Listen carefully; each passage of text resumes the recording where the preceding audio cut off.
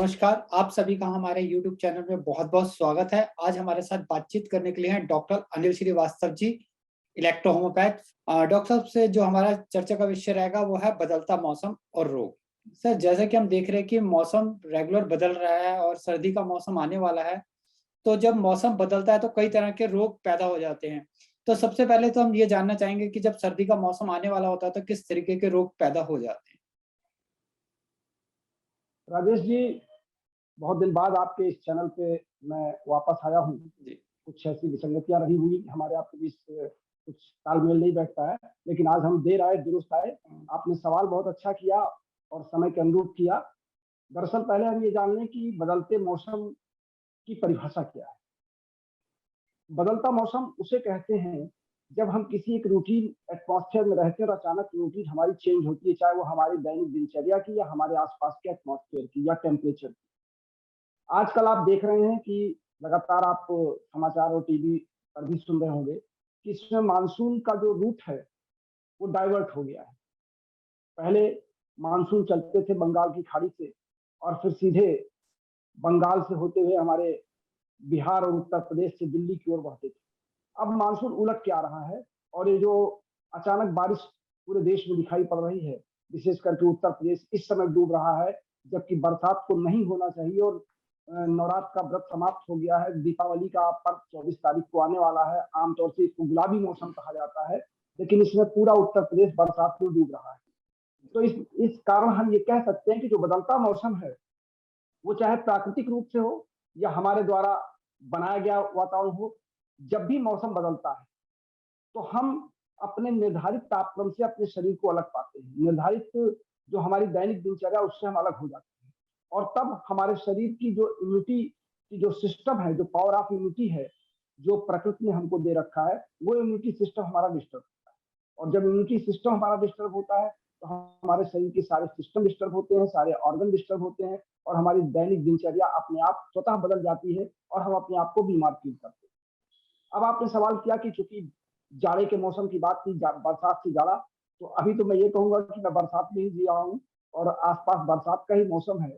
और अभी हम जाड़े की कल्पना नहीं कर सकते फिलहाल, कम से कम 1 महीने तक। अभी हम बरसात के समाप्ति के दौरान जो मौसम में बीमारियां आती है, पहले हम उस पर चर्चा कर लें।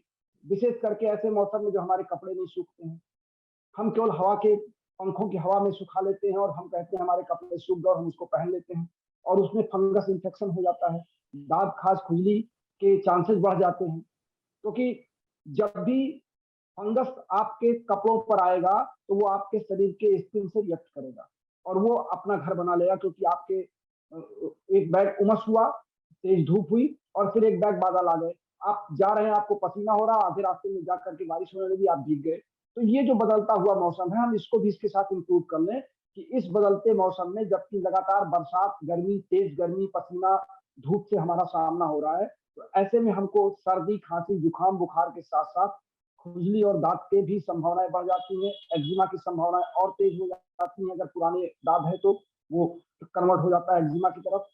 और इस हर बीमारी से बचने के लिए हमको अपने बॉडी को के इम्यूनिटी को रूटीन को जो रूटीन हमारा है उस पर मेंटेन करना पड़ेगा। जाड़े में होने वाले जो मौसम के बदलाव में आप जानना चाह रहे हैं, जाड़े में सबसे पहले तो हमारा आपको पता है कि जब बदलाव होता है मौसम का तो हमारे शरीर का जो एक नियमित तापमान है, उस तापमान से हमको बाहरी तापमान से लड़ना पड़ता है हमारे शरीर को। तो स्वाभाविक है कि बाहर का टेम्परेचर एक बैग डाउन हो रहा है और हमारे शरीर का टेम्परेचर अभी उतना बर्दाश्त करने की क्षमता नहीं है। तो हमारे जो रिस्पिरेटरी सिस्टम होता है, सबसे पहले रिस्पिरेटरी सिस्टम और हमारा स्किन सिस्टम, ये दोनों इन्वॉल्व हो जाते हैं और इस नाते हमको सर्दी और जुकाम की अनुभूति सबसे पहले बदलते मौसम में होती है। गला खराब होता है, हमारी आवाज भारी हो जाती है, टॉन्सिल बढ़ जाता है, आंखों में जलन होती है, आंखों से पानी आते हैं, कानों में झंझनाहट होती है। इसीलिए तब कानों को बंद करने या गर्म करने की बात की जाती है। इसी टेम्परेचर के घटते बढ़ते क्रम में मम्स, यानी जिसको गलसुआ कहते हैं, कान के पास गले में हमारे गलफड़े सूज जाते हैं। ये तमाम रोग इस बदलते हुए मौसम के कारण हमको मिलते हैं। जी राजेश जी। डॉक्टर साहब, इन रोगों को से हम किस तरह से बचाव कर सकते हैं अपना, किस तरह से प्रिवेंशंस ले सकते हैं? देखिए, इतना आभास तो हमको हो ही जाता है कि हमारे आसपास का आने वाला मौसम कैसा होगा आने वाले 24 घंटों में या आने वाले 48 घंटों 72 घंटों में। इतना आभास तो आजकल चूंकि सोशल मीडिया का जमाना, हम जान ही लेते हैं कि हमारे आसपास का टेम्परेचर क्या बनने वाला है। कोशिश हमको ये करनी चाहिए कि हमको अपने जो आसपास का टेम्परेचर आगामी 48 घंटों में या 72 घंटों में आने वाला, हमको उसके अनुरूप घर से निकलना चाहिए। हम अपने घर में आराम से बैठे हुए हैं, आमतौर से मैंने देखा है, हम अपने घरों में भी देखते हैं कि तेज धूप है और हमको ये पता है कि बरसात होने की संभावना है, बादल दिखाई पड़ रहे हैं, लेकिन हम आमतौर से रेनकोट पहनने से अपने आप को अवॉइड करते हैं। हम उसको रखे रहेंगे अपने बोनेट में या डिक्की में, लेकिन हम पहनते नहीं हैं। चाहे उसको फैशन मान लें या ये मान लें कि हम अपने आप को बहुत ज्यादा एक्टिव करते हैं। तो पहली चीज तो अगर आपको ये लगता है कि हम बरसात के हमारे जहां हम निकल रहे हैं वहां बरसात होने वाली, तो रेनकोट को आपको कंपलसरी पहनना चाहिए। ये तो बरसात से बचने की बात हो गई। अगर आपको लगता है कि टेम्परेचर डाउन होगा, हमको लॉन्ग रूट पर ड्राइव करना है या लॉन्ग रूट पे जाना है या हमको सुबह किसी मीटिंग में जाना है, तो कोशिश करें कि उस वातावरण का टेम्परेचर क्या, उस टेम्परेचर के आधार पे आप अपने शरीर के कपड़ों को मेंटेन कर लें, गर्म कपड़े कर लें। हल्का जाड़ा शुरू हो गया है, तो अब लोग बदलते मौसम में आप एसी चलाएंगे या कूलर चला करके सोएंगे और आप आलस में चादर नहीं ओढ़ेंगे, लोई नहीं ओढ़ेंगे या हल्के कंबल नहीं लेंगे, तो स्वाभाविक है कि आपके शरीर के जो इम्यूनिटी पावर है वो एक निश्चित सीमा तक ही कार्य करेगा। उसके बाद अगर टेम्परेचर डाउन होने लगा, मान लिया आपकी बॉडी का टेम्परेचर 37 डिग्री है, 37 डिग्री के बढ़ते हुए टेम्परेचर तक कंट्रोल कर लेगा और न्यूनतम आप जब रूम टेम्परेचर पे आएंगे तो रूम टेम्परेचर पे आपको बर्दाश्त कर लेगा। रूम टेम्परेचर के नीचे टेम्परेचर जाते ही आपको सेहरन होने लगेगी, आपको गर्म कपड़े की जरूरत पड़ेगी।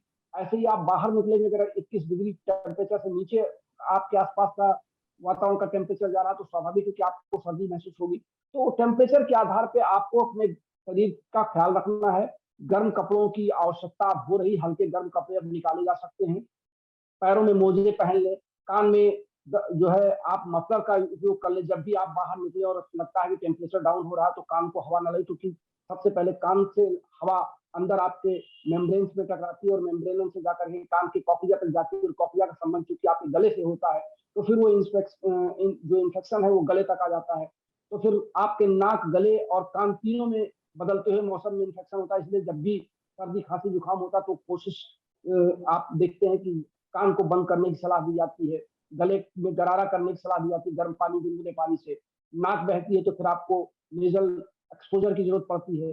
तो मौसम के अनुरूप अपने शरीर को आपको बनाना ही होगा, विशेष करके खान पान। ऐसे मौसम में, बदलते मौसम में, जब आप बरसात से सर्दी में जा रहे हैं, तो बरसात का मौसम एक ऐसा एक्सपोजर मौसम होता है जिसमें सर्द और गर्म दोनों होता है। लेकिन जब आप जाड़े की तरफ जाते हैं तो आपको पौष्टिक भोजन, गर्म भोजन की जरूरत आपको ज्यादा होती है शरीर के, बॉडी के टेम्परेचर को मेंटेन करने के लिए। तो स्वाभाविक है फिर आपको अपने खान पान में ही बदलाव करना पड़ेगा।